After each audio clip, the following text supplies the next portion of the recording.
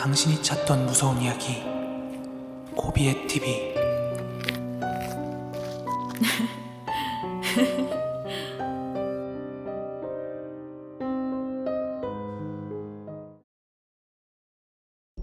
지금부터 제가 들려드릴 이야기는 저희 친척 얘기예요.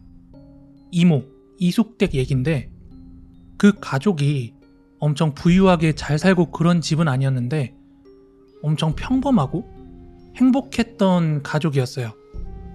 그러던 어느 날 친척 동생이 아직 유치원밖에 안 다니고 있을 무렵에 이모가 암투병을 하시다가 돌아가시게 됐습니다. 처음에는 이모가 이제 단순한 복통으로 병원을 갔었나봐요. 배탈인 줄 알고. 근데 나중에 그게 증상이 안 나아져가지고 병원에 계속 검사받고 뭐 이것저것 하다 보니까 암 진단을 받은 거예요. 그리고 나서 나중에 개복을 해보니까 이미 다 전이가 돼서 결국에는 병세가 악화돼가지고 진단받고 얼마 안 돼서 돌아가셨어요.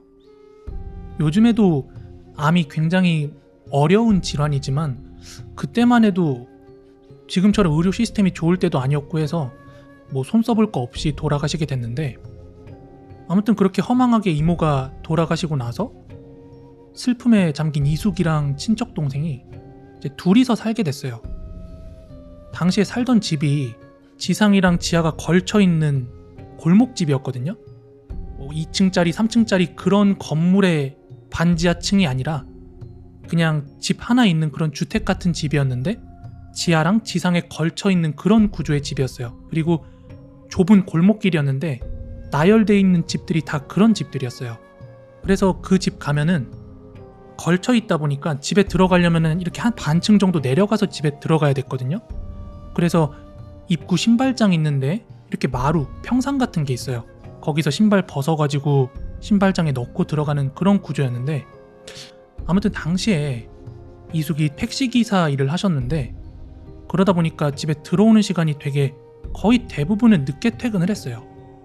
그러다 보니까 그 당시에 이제 옆집에 평소에 친하게 지내던 아주머니가 한 분 계셨는데 이모가 돌아가셨다는 그 집 사정을 아니까 애가 유치원 갔다가 돌아오면 하루 종일 집에 혼자 있잖아요.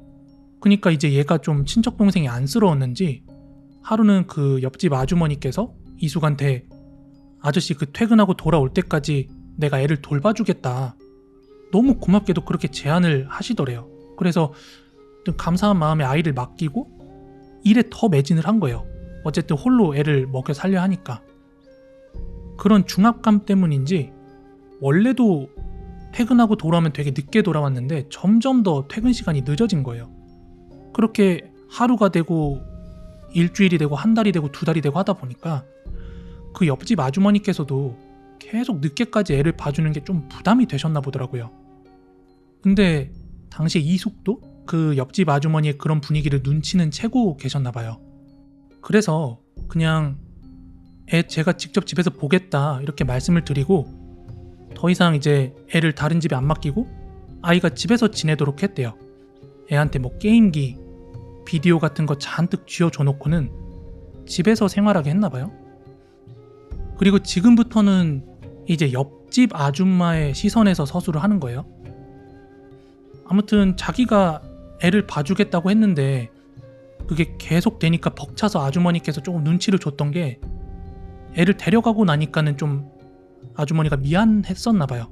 좀 눈치가 보였던 모양인데, 그런데 오히려 집으로 돌아간 그 친척 동생 어린애가 막 집에서 까르르 까르르 웃는 소리가 나서 차라리 집에 돌아간 게 다행인가? 뭐 이런 생각도 들면서 오늘은 아저씨가 일찍 들어와서 애를 보나 보구나 이렇게 생각을 하셨대요. 근데 그 이후로도 계속 그렇게 아이가 까르르 까르르 분위기 좋게 웃는 소리도 나고 해서 이제 마음의 짐을 좀 덜고 계셨던 과정이셨나 봐요. 근데 아무리 생각해도 좀 이상하더래요.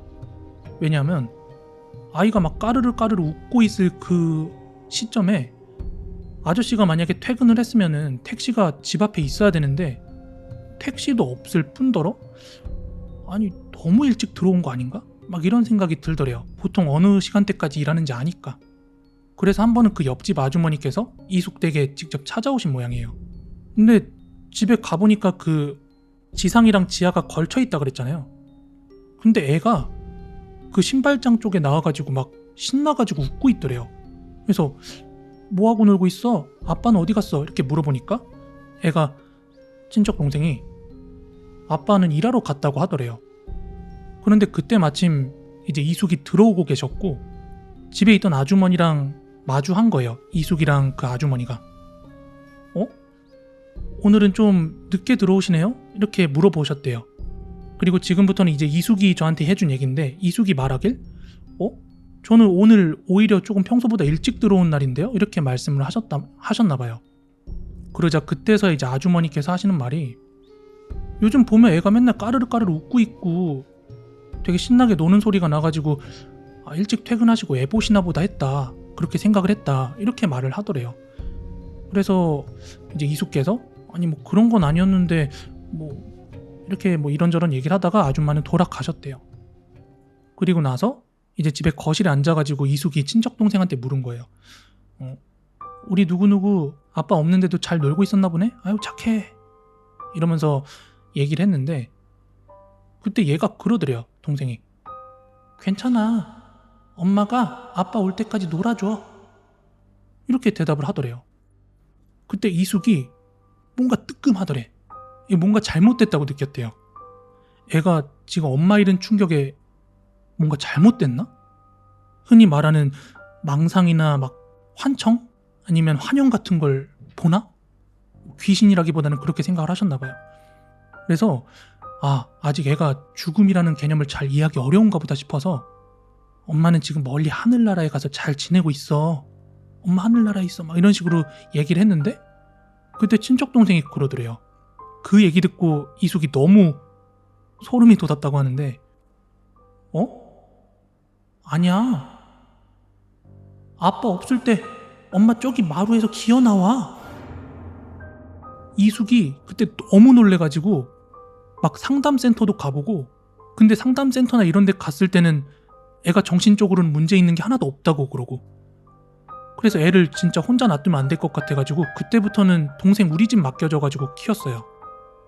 근데 이제 시간 지나가지고 동생한테 그때 너 뭐 마루에서 뭐 봤었어? 막 이런 식으로 물어보잖아요.